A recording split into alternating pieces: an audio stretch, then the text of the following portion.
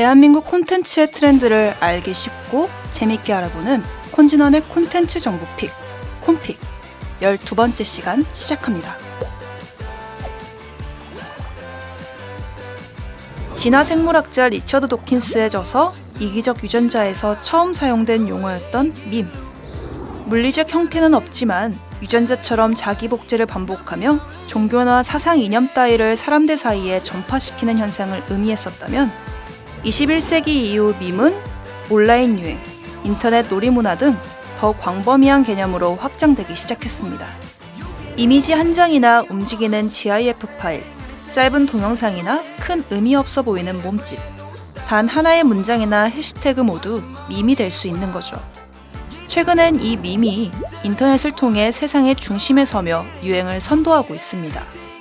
누구나 창작자가 되어 자유롭게 업로드 가능한 유튜브나 틱톡 등이 이러한 확장의 토대가 되었는데요.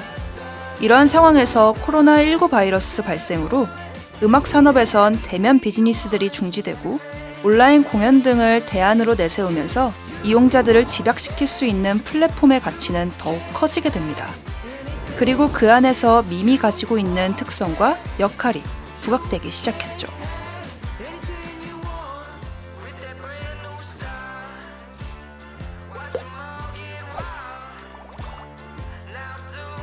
전 세계적으로 밈 유행이 불기 전인 2010년대. 우리나라에선 이미 대중음악과 밈의 시너지가 나타나게 됐는데요. 한국 음악 산업에서 밈의 역할을 발견한 대표 사례, 바로 싸이의 강남스타일입니다. 빌보드 핫 100 차트 2위, 2010년대 빌보드 통합 스트리밍 차트 1위를 기록하고 2022년 1월 기준 유튜브 조회수 43억 회를 넘어선 강남스타일의 뮤직비디오는 그 자체로 거대한 밈의 집합소로 불리는데요.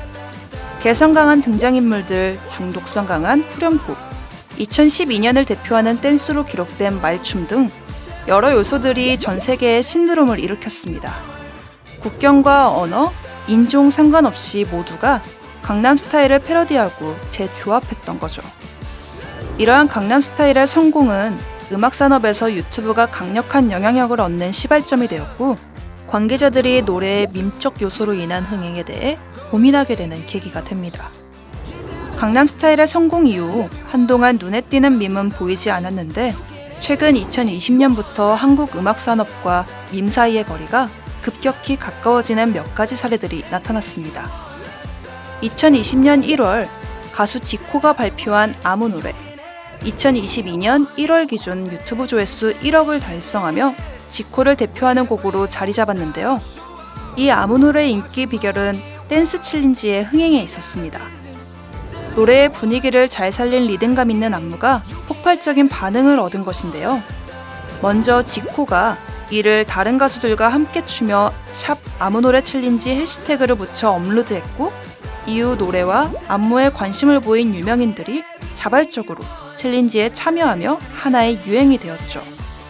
그 결과 아무 노래 발매 열흘 만에 틱톡에서만 10만 건 이상의 영상이 업로드, 관련 영상 조회수는 1억 600만을 넘기는 등 빠르게 확산되며 큰 반응을 얻었습니다. 아무 노래의 챌린지 유행 이후 틱톡과 챌린지는 마케팅에서 반드시 고려해야 하는 요소가 되며 거의 모든 가수들에게 영향을 미치게 됩니다. 2020년 하반기에는 비의 깡이 유행하게 되는데요. 2017년 발표 당시에는 반응이 좋지 않아 잊혀졌던 노래가 밈을 통해 역주행하게 된 거예요. 처음에는 호평받았던 뮤직비디오가 시간이 흐른 뒤엔 일종의 유의로 받아들여지면서 네티즌들은 해악을 담아 기분 나쁘지 않게 조롱하는 댓글놀이를 시작하게 됩니다. 그 결과 세계 최초 댓글로 즐기는 음악이라는 별칭까지 얻으며 1일 1깡, 19깡, 깡지술래 등 깡과 관련된 수많은 유행어들을 탄생시켰죠. 뮤직비디오에 달린 재치 넘치는 댓글들을 보기 위해 사람들이 모이고 입소문을 타기 시작해 인기 영상으로 떠오르게 됐습니다.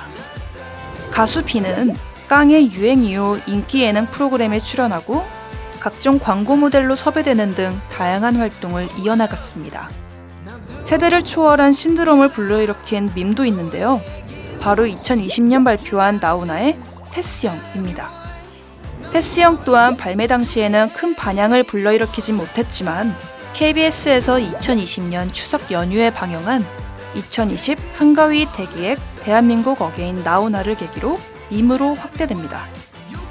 방송 전부터 나훈아의 15년 만에 TV 출연으로 화제가 되었고 방송은 순간 시청률 41.4%를 기록하며 SNS를 비롯한 각종 커뮤니티를 뒤흔들었는데요. 특히 테스형, 인터넷 밈을 적극적으로 활용한 세대는 10대에서 30대였습니다. 소크라테스를 형이라 부르며 삶의 의미를 묻는 노랫말에 열광하며 나토형, 마스형 등으로 패러디하거나 방송 캡처 이미지들을 다양하게 활용하는 등 수많은 밈으로 자신들만의 놀이를 즐긴 거죠. 방송 이후 테스형 뮤직비디오는 1000만 뷰에 가까운 조회수를 달성하며 노래의 흥행으로까지 연결시키게 됩니다.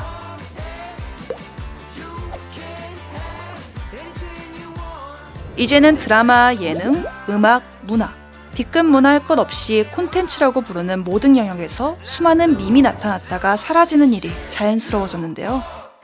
인터넷 밈과 그 유행이 음악 산업에 직접적으로 영향을 미치게 되면서 우려하는 시각도 많아졌습니다. 우선 밈은 대체로 휘발성이 강합니다. 또 자극적인 목적으로 활용될 가능성도 있습니다.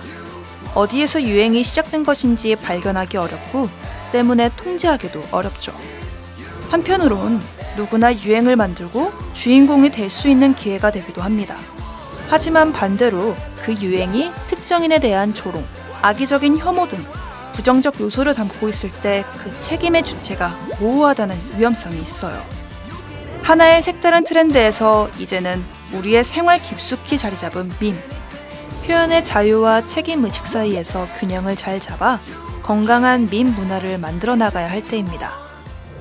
잊혀졌던 음악이 밈을 통해 다시 기억되거나 자기 음악을 알릴 수 없었던 뮤지션에게 밈을 통해 새로운 기회가 주어지는 것처럼 국내 음악 산업에 밈으로 인한 긍정적인 영향력을 끼치는 사례가 더 많아지길 바랍니다. 콘진원의 콘텐츠 정보픽. 오늘은 음악 산업에서 볼 수 있는 밈에 관한 이야기를 해봤는데요.